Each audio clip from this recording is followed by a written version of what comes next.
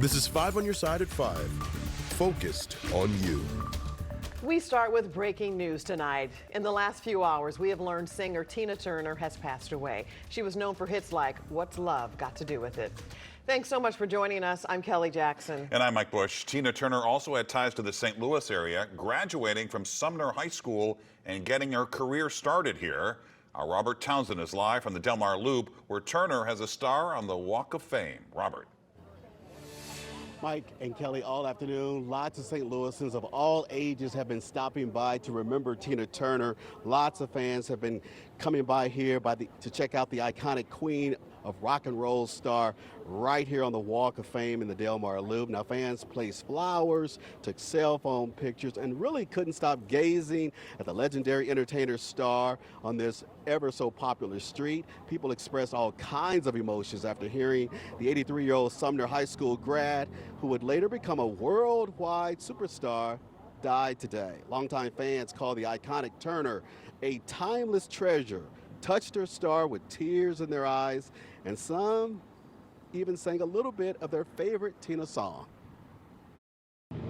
Stories through like my grandparents and my parents that have like listened to her growing up and stuff. Did you cry when you heard about it? I was at the office, so I couldn't, but I almost did. It was overwhelming when it happened, so yeah. Her influence, she was pretty legendary in the music industry. She's one of those people that inspired Beyonce. What's love got to do with it? Of course, Joe Edwards, the well-known owner of the ever so popular Blueberry Hill just down the street, is also remembering Tina Turner. Coming up at 6, Edwards will show us lots of really neat pictures and tell us about how he actually met the queen of rock and roll way back in the 90s. We're live in U City. I'm Robert Townsend. 5 on your side. And you can read more about Tina Turner's life, her start in St. Louis, and reaction to her death tonight on KSDK.com and on the 5 on Your Side app. And we'll also have more coverage on air tonight at 6 and 10. Now to a breaking story out of Illinois. An assistant principal at Edwardsville High School is charged with sexual assault. Investigators say Aaron Hamilton Foley had a sexual relationship with a 17-year-old boy. Police are also investigating the possibility of more victims and ask anyone with information to call police. Tonight, some neighbors in St. Louis are taking steps to combat crime themselves. People in the St. Louis Hills neighborhood say their new system has proven to be successful. At least 2 arrests have been made since March. 5 on Your Side's Travis Cummings joins us live from one street with more details. Travis. Kelly, Mike, this system officially rolled out in March, but it's been developed over the last year and a half. Just last night, cameras caught a couple of people going from car to car, pulling on door handles to see what it is that they could steal. Residents say this is working for them, and they think it'll be beneficial for everybody else across the city. We're trying to augment what the police force is already doing for the city, right? We know that they're down on resources, that they have limited staff. Taking matters into their own hands, or lenses. In the neighborhood, we have 136 cameras deployed in a 1.1 square mile area. A violent carjacking in Tom Schleifler's St. Louis Hill neighborhood several years ago was all he needed to get active. It was a wake-up call to look at what was happening in the neighborhood and the city. Schleifler started a security initiative installing cameras to catch these thieves you see going car to steal. Which involves a combination of security cameras and a private duty officer who can monitor the automatic alerts from those security cameras and respond when necessary. Residents and business owners donate $15 per month to support that single off-duty officer and purchase their roughly $150 camera. So far, I'm very happy with it.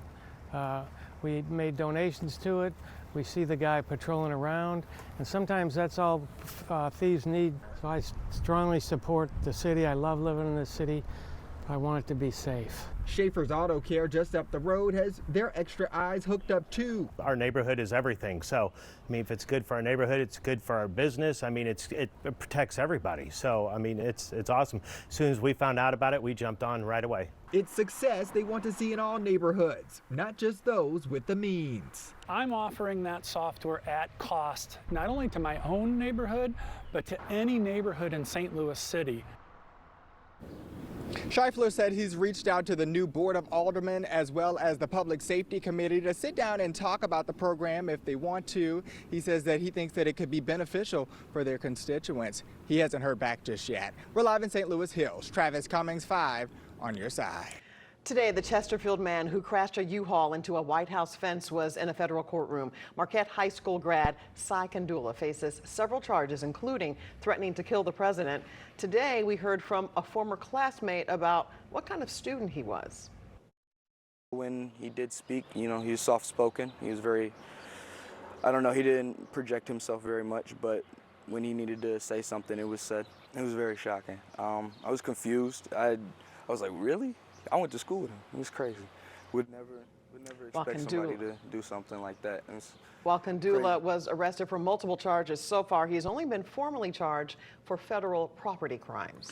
St. Charles is suing Ameren, Missouri, accusing the agency of contaminating the city's water supply. The city has had to shut down 6 of its 7 drinking water wells. 5 on your side's Elise Schoenig is live in St. Charles with details of this lawsuit. Elise. Well, the city's team delivered this lawsuit to Circuit Court this morning. It says that the city is asking Ameren for millions. Now, we learned more about this lawsuit earlier today at a press conference where Mayor Dan Borgmeyer and his attorneys, one of them being former Governor Jay Nixon, spoke to media about it. And the timeline of all of this has been quite long. The EPA had determined Ameren was the source of wellfield contamination back in February. And then in April, the city and Ameren were finally able to reach an access agreement for Ameren to begin that cleanup, but the mayor and his team say they're now holding Ameren accountable for all the damage and the cost that it's placed on the city so far. This contamination directly affects the reputation of businesses and individuals to live here, to do work here, and to move forward and continue to grow the way we in the region expect St. Charles City and County to continue to do.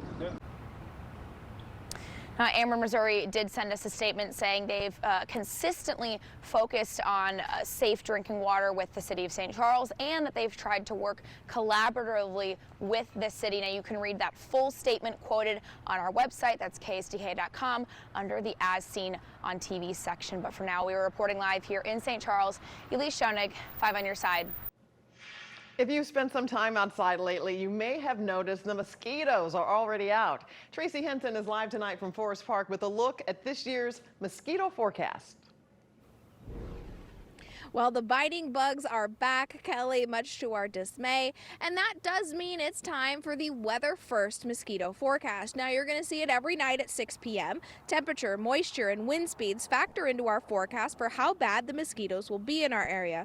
Earlier, I spoke with St. Louis Vector Control's James Sayers. He says this season is shaping up to be pretty bad. The combination of rain, storms, and hot weather will cause the mosquito population to surge. So far, Sayers says the counts of disease-carrying mosquitoes have been low, but it is not expected to stay that way. It's rapidly progressing with the recent rains and the higher temperatures. It's set to pop pretty quick. Now, most mosquitoes are just nuisance mosquitoes. They don't carry West Nile virus, but you do want to protect yourself against them. Dumping standing water can only go so far, so you're going to need to break out the bug spray. And guess how long you'll need to keep it out for? Usually until our first frost, which is not until October. Live from Forest Park tonight with a couple of biting bugs around me, I'm Tracy Henson, 5 on your side.